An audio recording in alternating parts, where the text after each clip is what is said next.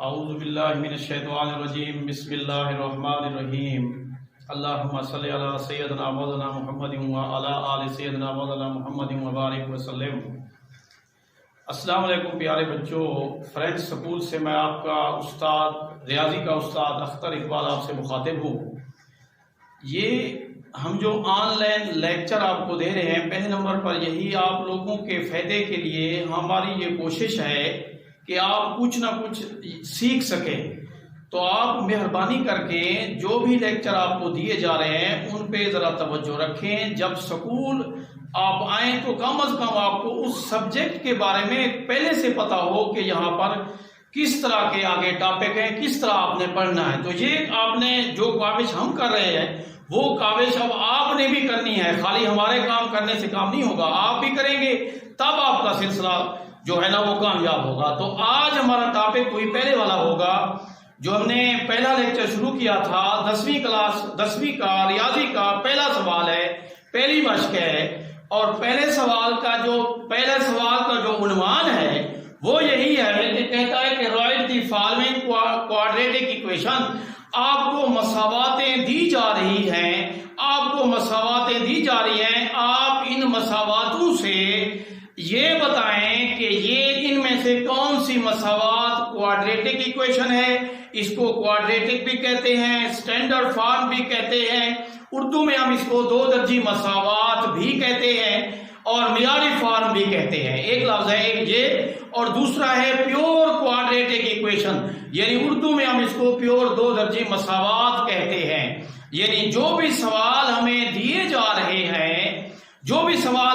जा रहे हैं हम लोगों ने इन सवालों को हल करके इन पर अपने वो अमल करके जिस तरह से सवाल आगे जाएंगे, हमने उनको सवाल करने वाले को ये बताना है कि ये इनमें से कौन सी ये मसावात बन रही है। मसावातें दो किस्म की, पहले भी मैंने पिछले लेक्चर में भी मैंने आपको बताया था कि एक पहले नंबर पर क्वाड्रेटिक इक्वेशन जिसको हम इस तरह भी ज़ाहिर कर सकते हैं ax की 2 जमा bx जमा c बराबर है 0 पे।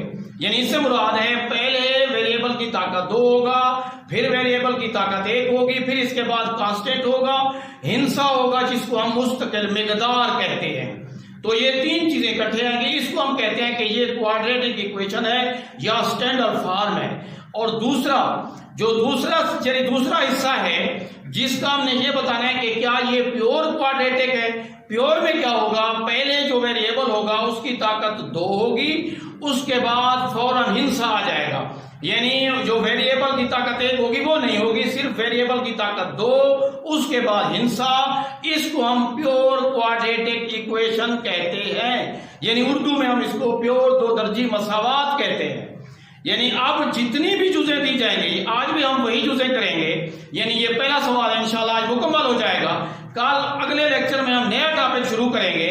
तो पहले नंबर पर उस दिन भी मैंने आपको कहा था कि इस सवाल में जितनी भी जुज़ें हैं सबका तरीका हमने एक बनाना है। हमेशा कोशिश होती है, मेरी कोशिश यही होती है कि जितने भी रियाजी के सवाल हो, जो एक किस्म के अगर सवाल हो तो उनका तरीका एक होना चाहिए। अगर तरीका एक होगा तो सवाल आपके लिए आसान होता जाएगा, अगर आप तरीके मुख्तलिफ करेंगे तो सवाल मुश्किल होते जाएंगे।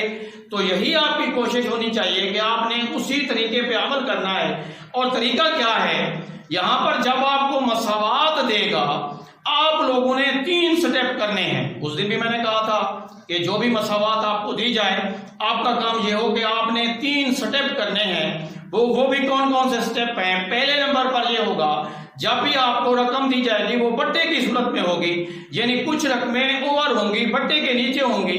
तो पहला आपका काम ये होगा कि जो बट्टे के नीचे रकमें होंगी उनको आप लोग खत्म करेंगे।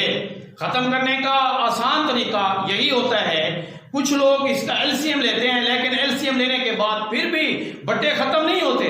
फिर भी आपका काम यही होता है कि आपने उन बट्टों को खत्म करना है। तो पहले से एलसीएम लेने की बजाय अगर आप एलसीएम लेते हैं तरीका जरा मुश्किल हो जाता है, तो आपकी आसानी के लिए यही अमल किया जा रहा है कि आप लोगों का काम ये होगा कि पहले नंबर पर आप देखेंगे कि रकम में जो बट्टे होंगे उन बट्टों को खत्म करेंगे। खत्म करने का तरीका क्या होगा कि ऐसी रकम से ज़रब दी जाएगी जिससे सारे के सारे बट्टे खत्म हो जाएं। अलबत्ता ये होगा, ये ख्याल कीजिएगा कि कुछ पे बट्टा होता है, कुछ पे नहीं होता। ये ना हो कि आप सिर्फ उनसे ज़रब दें, नहीं, पूरी मसावात से ज़रब दी जाती है, हर रुकुन के साथ ज़रब दी जाती है। रुकुन से क्या मुराद होता है? जिनके दरमियान जमा की अलामत आ जाए, जिनके दरमियान नफी की अलामत आ जाए, जिनके दरमियान इक्वल की अलामत आ जाए, तो ये रुकुन कहलाते हैं। तो पहले नंबर पर यही होगा, बट्टे खत्म करने के लिए आप ऐसी रकम से ज़रब देंगे जिससे सारे बट्टे खत्म हो जाए। तो आप ऐसी रकम लेंगे जिस पे सारे बट्टे तकसीम हो जाए। इसके बाद जब वो उस पे तकसीम होंगे तो दूसरा अमल आपका ये होगा कि आप उनको आपस में ज़रब देंगे, जो बचेंगे आपस में ज़रब खाएंगे। जब आप ज़रब मुकम्मल कर लेंगे उसके बाद आपका अगला अमल होगा, आप उनको जमा तफरीक करेंगे, फिर आपका मतलूबा जवाब आ जाएगा। जो जवाब आप लोग लेना चाहते हैं वो जवाब आ जाएगा। अब आ जाते हैं, ये हमारा एक सवाल है, आपके सामने है, लिखा हुआ है एक्स ओवर यानी एक्स बटे एक्स प्लस 1, दरमियान में प्लस की अलामत है, और यहां पर है एक्स प्लस 1 ओवर है एक्स इज इक्वल टू 6, यानी ये मसावात है, बट्टे की सूरत में दी गई है। हमने इसको सीधा करना है। अभी मैंने आपको बताया कि जो मैंने 3 अमल आपको बताए हैं वही 3 अमल आप करें। पहले नंबर पर आप ज़रब देंगे बट्टे खत्म करने के लिए। देखिए यहाँ पे बट्टा है, पहला है एक्स प्लस 1, दूसरा है एक्स, तो आप इन दोनों से मल्टीप्लाई करेंगे। लेकिन ये ख्याल कीजिएगा यहाँ पर रुकन 3 है। पहला ये रुकन है, इसके साथ भी ज़रब खाएगा, दूसरा ये रुकन है, इसके साथ भी ज़रब खाएगा, तीसरा ये 6 है, इसके साथ भी ज़रब खाएगा। तो पहले नंबर पर आप फिर यही लिखेंगे मल्टीप्लाई बाय, यानी आप लोग ज़रब दे रहे हैं multiply by x into x plus 1, यानी मसावात को एक्स इंटू एक्स प्लस 1 से ज़रब देने से। अभी मैंने यही कहा कि पहला अमल आपका यही होगा कि आप लोगों ने बट्टे खत्म करने हैं, तो बट्टे खत्म करने के लिए ऐसी रकम से ज़रब देंगे जिससे ये सारे के सारे बट्टे खत्म हो जाएं। तो अब इन हर रुकन के साथ ज़रब दी जाएगी। यही ख्याल कीजिएगा, यहाँ पर बच्चे भूल जाते हैं, वो देखते हैं हमने सिर्फ बट्टा खत्म करना है। नहीं, बट्टा खत्म करने के साथ साथ जो अमल आगे होता है तो वो भी आपने करना है, यानी जितने भी अरकान होंगे हर रुकन के साथ आपको ज़रब देनी होगी। तो आप फिर ज़रब देंगे, लिखेंगे एक्स इंटू एक्स प्लस 1, आगे फिर पहले रुकन के साथ एक्स ओवर एक्स प्लस 1, और दरमियान में प्लस की अलामत है, जमा की अलामत लिखेंगे। ये ख्याल कीजिएगा, जो भी अलामत होती है वही अलामत लिखेंगे। अगर खुदा न खास्ता आपसे एक अलामत भी गलत हो गई तो सवाल सारा का सारा गलत हो जाएगा। ये अलामत का भी खास ख्याल कीजिएगा। तो यहाँ पर आगे आते हैं, दूसरे रुकन के साथ ज़रब देते हैं x into x plus 1 into x plus 1 over आएगा एक्स। आगे देखें, मसावी की अलामत है, आपने भी वही इक्वल की अलामत डालनी है, ये इक्वल की अलामत है। अब इसके साथ भी इसको ज़रब दिया जाएगा। यहाँ पे फिर लिखेंगे 6 इंटू एक्स प्लस 1। ये पहला अमल मुकम्मल होगा। कहा था मैंने, पहला अमल यही होगा कि जो भी बट्टे होंगे उनको खत्म करने के लिए आपको आपने ज़रब देनी है। जब आप ज़रब दे दें, दूसरा अमल मैंने कहा था जो एक दूसरे पर तकसीम हो उनको तकसीम कर दें, जो बच जाएंगे वो आपस में ज़रब खाएंगे। तो अब यहाँ पर देखेंगे ये एक्स प्लस 1 से कैंसिल हो रहा है, इसको इसके साथ कैंसिल कर दें। अब यहाँ पर एक्स ज़रब एक्स है, जब भी वेरिएबल आपस में ज़रब खाते हैं, एक जैसे होते हैं, तो ज़रब में हमेशा ताकतें जमा होती है। तो यहाँ पर आप लोग लिखेंगे एक्स की 2, आगे आ जाएंगे, जमा की अलामत है, जमा की अलामत लिखेंगे। यहाँ पर आप ये एक्स इस एक्स के साथ कैंसिल हो रहा है, यहाँ पर आप एक्स प्लस 1 ज़रब एक्स प्लस 1, ये दोनों आपस में ज़रब खा रहे हैं। आसान तरीका होता है, ज़रब भी दी जा सकती है। कुलिया अगर आता है तो सवाल मज़ीद आसान हो जाता है। ज़रब देने के लिए आप ज़रब देंगे तो आपको 2-3 मिनट लग जाएंगे। अगर आपको कुलिया आता है तो वो जवाब आपका 1-2 सेकंड में आ जाता है। तो यहाँ पर बेशक आप लोग लिख सकते हैं एक्स प्लस 1 का होल स्क्वायर, आगे फिर लिखें इक्वल की अलामत, ये इक्वल की अलामत है। अब यहाँ पर ज़रब देंगे, 6x ज़रब खाएगा इसके साथ, ये आ जाएगा 6x की 2 जमा का आएगा 6x, ये ज़रब खाएगा। ये तीनों आपस में ज़रब खा रहे हैं, आपने भी ज़रब देनी है। अब आ जाते हैं, अब आपने कुलिया इसका खोलना है। कुलिया आता है, कुलिया खोले, नहीं तो आप बेशक ज़रब दे रहे, ये ना हो कुलिया ना आता हो आप कहें नहीं हमने कुलिया ही लगाना है। अगर ज़रब नहीं आती तो आप x जमा 1 को ऊपर रख के नीचे x जमा जमा एक को नीचे रखेंगे, फिर आप ज़र्ब दे दें, इस तरह भी ज़र्ब हो सकती है। यहाँ पर आप कुलिया अगर आता है तो पहले का स्क्वायर होगा, ये जमा दो जो ज़र्ब का है, पहला ज़र्ब दूसरा, ये 2x आएगा, और फिर होता है जमा दूसरे का मुरब्बा, एक का स्क्वायर एक ही आएगा। यहाँ पर फिर बराबर है 6x की 2 जमा का 6x। अब मैंने अभी ये आपका दूसरा अमल मुकम्मल हुआ। पहला अमल बट्टे खत्म करने के लिए ज़र्ब देंगे, दूसरा अमल यह है कि जो आपस में तकसीम होंगे तकसीम करेंगे, जो बच जाएंगे उनको आपस में ज़र्ब देंगे। अब तीसरे अमल पे आते हैं। तीसरे में मैंने कहा इनको आप जमा तफरीक करें, ये आपका जवाब आ जाएगा। तो यहाँ पर आप जमा तफरीक करने के लिए पहले नंबर पर अब ये 1 है, ये भी 1 है, ये 2x की 2 हो जाएगा, ये 2x की 2, ये जमा का 2x जमा का 1 बराबर है 6x की 2 जमा का 6x। अब ये देखें कुछ रकमें मसावात की इस तरफ है, कुछ इस तरफ है।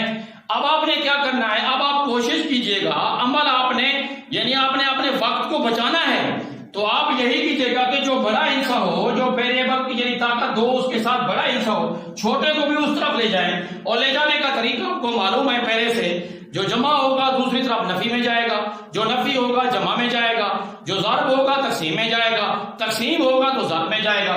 यहाँ पर फिर आप इन तीनों को उस तरफ ले जाएंगे, लिखेंगे 6x की 2 जमा 6x माइनस का 2x की 2 माइनस का 2x माइनस का 1 बराबर है 0 के। ये तीनों रुकन उस तरफ चले गए हैं। ये जमा का था नफी का बन गया, ये भी जमा का था नफी का बन गया, ये भी जमा का था ये भी नफी का हो गया, इज इक्वल टू 0। अब आपकी ये शक्ल बन रही है सवाल की। अब 6x जमा का 2 नफी का, पहले भी मैंने कहा था कि जमा तफरीक का तरीका आप आसान कीजिए। इस तरह होता है कि आप देखेंगे अगर अलामतें एक जैसी हैं जमा करेंगे अलामत में लिखेंगे, अगर अलामतें मुख्तलिफ हैं तो बड़े हिस्से में से छोटे हिस्से को नफी कर लें और बड़े वाली अलामत लिख लें। ये जमा तफरीक का तरीका है। तो अब 6 में से 2 गया, 4 बजाय यहाँ पर ये जमा का 4 होगा, बेशक यहाँ पर लिख लेंगे 4x की 2, और यहाँ पर फिर ये जमा का 6 है, ये भी नफी का 2 है, फिर 6 में से 2 गया फिर 4 आएगा, यहाँ पर भी जमा का 4x आएगा, और इसके बाद ये नफी का 1 है, नफी 1 बराबर है 0 के।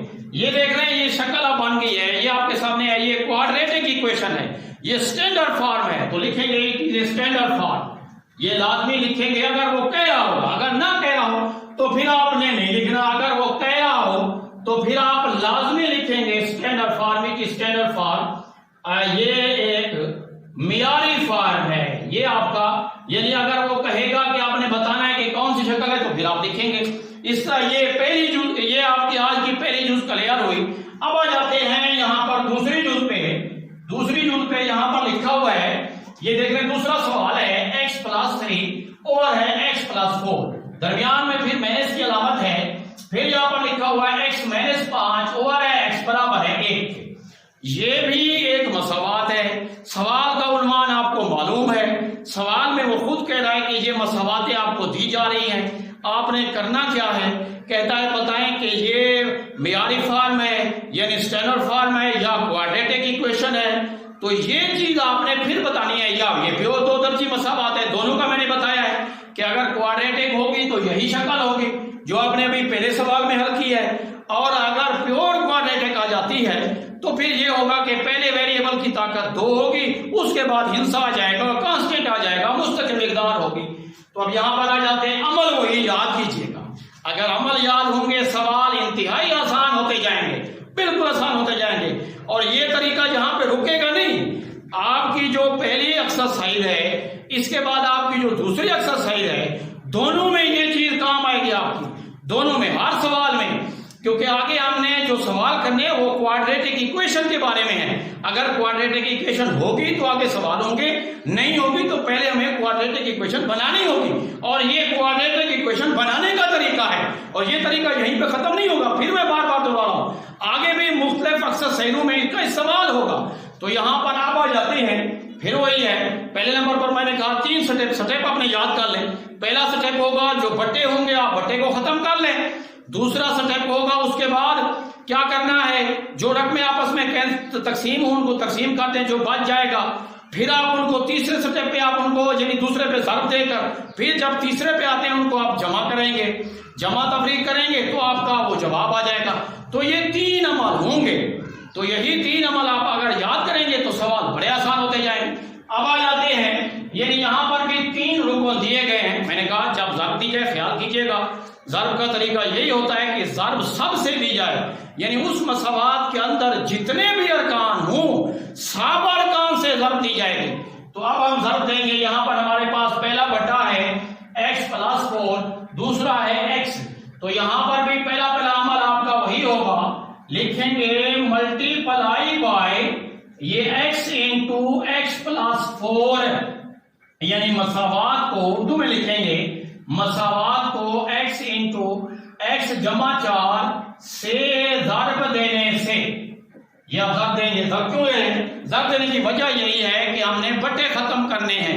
ख्याल कीजिएगा, मैंने पहले भी कहा, अगर आप कुछ लोग एलसीएम लेते हैं या कुछ आईने एलसीएम लिख लेते हैं, अगर आप एलसीएम लेंगे मुश्किल होगा, क्योंकि एलसीएम लेकर फिर आपका अगला अमल फिर वही होगा, बट्टे आपने खत्म करने हैं। अगर आप इस तरह करेंगे तो मज़ीद आसानी होगी। तो फिर आप हर रुकन के साथ फिर ज़र्ब देंगे, लिखेंगे x × x + 4 × x + 3 ओवर आएगा x + 4। ये पहले रुकन के साथ ज़र्ब दी गई। अब फिर दूसरे के साथ दरमियान में माइनस की अलामत है। ख्याल कीजिएगा, अलामत का ख्याल करना है। रियाजी में अलामत अगर गलत हो जाती है तो सवाल गलत हो जाता है। अब दूसरे रुकन के साथ x × x + 4 × x - 5 ओवर है x।